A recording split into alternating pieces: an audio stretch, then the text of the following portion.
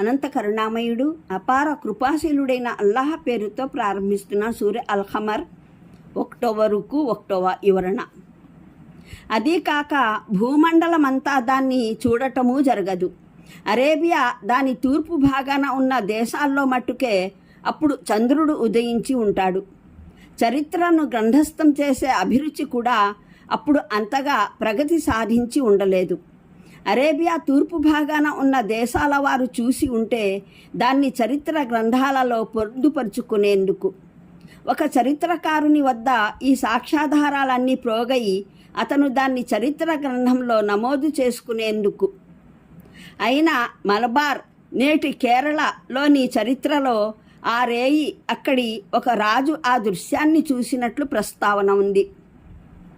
పోతే జ్యోతిష్శాస్త్ర గ్రంథాలలో పంచాంగాలలో ప్రస్తావన జరగాలంటే చంద్రభ్రమణ వేగంలోనో దాని భ్రమణ మార్గంలోనో దాని ఉదయాస్తమయ వేళల్లోనో ఏదైనా వ్యత్యాసం ఏర్పడితే అది నమోదయ్యేది. అలా ఏమీ జరగకపోయినందువల్ల ఆ ప్రాచీన కాలపు ఖగోళ శాస్త్రవేత్తలు దాని పట్ల శ్రద్ధ చూపి ఉండరు. ఆ కాలంలో ఖగోళ పరిశోధనా కేంద్రాలు, అబ్జర్వేటరీలు అంతరిక్షంలో సంభవించే ప్రతి సంఘటనను నమోదు చేసుకునే స్థాయికి, ఆ రికార్డు భద్రపరుచుకునే స్థాయికి అభివృద్ధి చెంది లేవు కూడా. మూలంలోని పదాలు షెహరున్ ముస్తబిరున్ చలామణిలోని మంత్రజాలం అన్నవి. దీనికి అనేక అర్థాలు సాధ్యమే. 1 దైవం మన్నించుగాక మహానీయ ముహమ్మద్ సల్లల్లాహు అలైహి వసల్లం రేయింబవళ్ళు కొనసాగిస్తున్న మంత్రజాలం క్రమంలో ఈ మంత్రజాలము ఒక భాగమై ఉండటం. 2 ఇది పూర్తిగా గట్టి మంత్రజాలమే ఎంతో నేర్పుగా ప్రదర్శించడం జరిగి ఉంటుంది. 3 ఇతర విధాల మంత్రజాలాలు దాటిపోయినట్లే ఇది దాటిపోతుంది. దీని సుదీర్ఘ ప్రభావం ఏది ఏర్పడబోవటం లేదు. ప్రళయాన్ని నమ్మరాదని చేసుకున్న నిర్ణయం వల్ల వారు ఈ సూచనలను చూసినప్పటికీ మొండిగా పట్టుపట్టి ఉండిపోయారు. ప్రళయాన్ని విశ్వసించడం వారి మనోకాంక్షలకు విరుద్ధమైన విషయం కనుక స్పష్టమైన పరిశీలన తర్వాత కూడా వారు దాన్ని నమ్మడానికి ఇష్టపడలేదు. భావం ఏమిటంటే ఈ పరంపర ఇలా ముగియకుండా కొనసాగడానికి వీలు లేదు. ముహమ్మద్ సల్లల్లాహు అలైహి వసల్లం సత్యం వైపునకు పిలుస్తూ ఉండటం, మీరు మంకుపట్టుగా తమ మిథ్యాభావనలపైన నిలకడ చూపటం, ఆయన సత్యబద్ధమైన వారు, మీరు మిథ్యావాదులు అన్న విషయాలు ఎన్నటికీ రుజువు కాకపోవడం, ఇదంతా ఎంతో కాలం సాగరాదు. అన్ని వ్యవహారాలు ఒక రోజున చివరికి తమ అంతిమ పరిణామానికి చేరవలసిందే. అలాగే మీకు ముహమ్మద్ సల్లల్లాహు అలైహి వసల్లంకు మధ్య జరుగుతున్న ఈ సంఘర్షణ సైతం తప్పనిసరిగా ఒక ముగింపునకు రాక తప్పదు. ఒక సమయం తప్పనిసరిగా రానున్నది. అప్పుడు బట్టబయలుగా ఇది నిర్ధారితమైపోతుంది. ఆయన సల్లల్లాహు అలైహి వసల్లం సత్యం ఆధారంగా పిలిచేవారని, మీరు అశాంతం మిథ్యాభావనల్ని అనుసరించేవారనీను. అలాగే సత్యకాముకులు తమ సత్యకాముకతకు, మిథ్యావాదులు తమ మిథ్యావాదనకు ఫలితాన్ని సైతము ఒక రోజున తప్పక చూసుకొని తీరుతారు. మరో మాటలో చెప్పాలంటే వీరి మానాన వీరిని వదిలిపెట్టు, వీరికి ఎంతో సమంజసమైన రీతిలో బోధపరచడంతో పాటు మానవ చరిత్ర నుండి దృష్టాంతాలు ఎత్తి చూపడము జరిగింది. పరలోకాన్ని తిరస్కరించిన వారి పరిణామాలు ఎలా జరిగాయో, దైవ సందేశహరుల మాటను వినకపోవడం చేత ఎటువంటి గుణపాఠం గరిపే అంతాన్ని ఇతర జాతులు చవిచూశాయో తెలుపడము జరిగింది. అయినా వీరు తమ మొండితనాన్ని మానుకోకపోతే పోని, ఆ తెలివి తక్కువ తనంలోనే పడి ఉంటే ఉండని. ఇక వీరు మరణానంతరం తమ గోరీల నుండి వెలికి వచ్చి తమకు ముందే తెలిపి హెచ్చరించి ఉంటే సన్మార్గాన్ని అవలంబించవలసిందిగా సలహా ఇస్తూ ఉన్న ఆ ప్రళయం నిజంగానే సంభవించిందన్న విషయం కళ్ళారా చూసినప్పుడే నమ్ముతారు. మరో భావం అపరిచిత విషయమని కావచ్చు, అంటే వారి ఊహలోనూ అనుమానంలోనూ లేని విషయం అన్నమాట. దానికి సంబంధించిన మరో రూపం, మరో భావన కూడా వారి మనసులో లేనిదన్నమాట.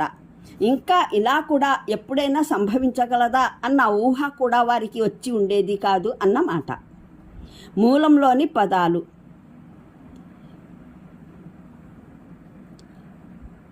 హుషా అప్సారుహం అన్నవి. అంటే వారి చూపులు భయాక్రాంతమై ఉంటాయి. దీనికి అనేక భావాలు సాధ్యం. 1, వారికి భయోత్పాతం ఆవహించి ఉంటుంది. 2, అవమానం, పరాభవం వారిలో కనిపిస్తూ ఉంటాయి. కారణం ఏమిటంటే వారు గోరీల నుండి బయటికి రాగానే తాము సతతం తిరస్కరిస్తూ వచ్చిన మరో జీవితమే ఇది అని, తాము దానికోసం ఎటువంటి ఏర్పాట్లు చేసుకురాలేదని, ఇందులో ఇప్పుడు ఒక అపరాధిగా తమ ప్రభువు సన్నిధిలో నిలబడవలసి ఉంటుందని తేలిపోతుంది. 3, వారు బిత్తరపోయి ఆందోళనగా ఆ భయానక దృశ్యాన్ని తిలకిస్తూ ఉంటారు. అది వారి కళ్ళ ముందరే ఉంటుంది. దాని నుండి దృష్టి మరల్చుకోవాలన్న స్పృహ కూడా వారికి రాదు. గోరీలంటే నేలను త్రవ్వి ఏ వ్యక్తినైనా ఓ పద్ధతి ప్రకారం ఖననం చేసిన గోరీల మట్టుకే కాదు, ఎవరు ఏ చోట మరణించినా, ఎక్కడ అతని మట్టి శవం పడి ఉంటుందో అక్కడి నుంచే అతను పిలిచేవాని ఒకే పిలుపు పైన పునరుద్ధాన మైదానం వైపునకు బయలుదేరుతాడు. అంటే పరలోకం నెలకొనున్నదన్న సమాచారాన్ని, అందులో మనిషి తన లెక్కలు చూపవలసి ఉంటుందన్న సమాచారాన్ని తిరస్కరించింది. తన జాతి వారికి ఈ వాస్తవికతను గురించి ఎరుకపరుస్తున్న ప్రవక్త దైవదౌత్యాన్ని ఆబద్ధీకరించింది. పరలోక విచారణలో సాఫల్యం సాధించడానికి జనులు ఏ విశ్వాసం కలిగి ఉండాలో, ఏ ఆచరణ అవలంబించాలో, ఏ విషయాలకు దూరంగా మెలగాలో తెలిపే ప్రవక్త బోధనలను తిరస్కరించింది. అంటే జనులు కేవలం ప్రవక్తను ఆబద్ధీకరించడంతోనే వదిలిపెట్టలేదు.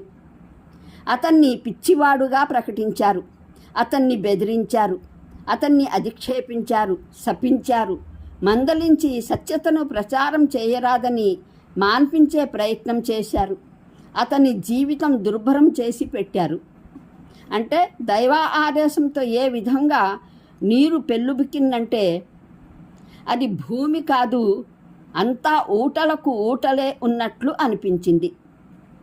ఉద్దేశం, తుఫాను రాకకు పూర్వమే అల్లాహ్ నిర్దేశన మేరకు మహానీయ నూహ్ అలైహిస్సలాం నిర్మించుకున్న ఓడ అన్నమాట. మూలంలోని జజాఅన్ లిమన్ కానా కుఫిరా అంటే భావం, ఇదంతా ఏ వ్యక్తిని కాదని ఆబద్ధీకరించడం జరిగిందో అతని కోసం ప్రతీకారంగా చేయబడింది.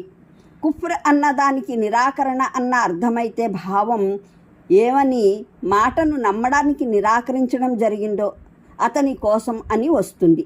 మరి వరప్రసాదాన్ని కాదన్న అర్థమైతే ఎవని ఉనికే ఒక వరప్రసాదమో అతనిని నిరాదరణకు గురి చేయడం జరిగింది అని భావం వస్తుంది.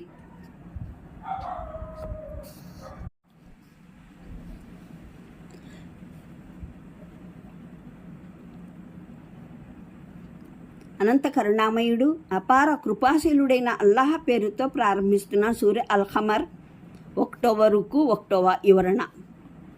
అదీ కాక భూమండలమంతా దాన్ని చూడటము జరగదు. అరేబియా దాని తూర్పు భాగాన ఉన్న దేశాల్లో మట్టుకే అప్పుడు చంద్రుడు ఉదయించి ఉంటాడు. చరిత్రను గ్రంథస్థం చేసే అభిరుచి కూడా అప్పుడు అంతగా ప్రగతి సాధించి ఉండలేదు. అరేబియా తూర్పు భాగాన ఉన్న దేశాల వారు చూసి ఉంటే దాన్ని చరిత్ర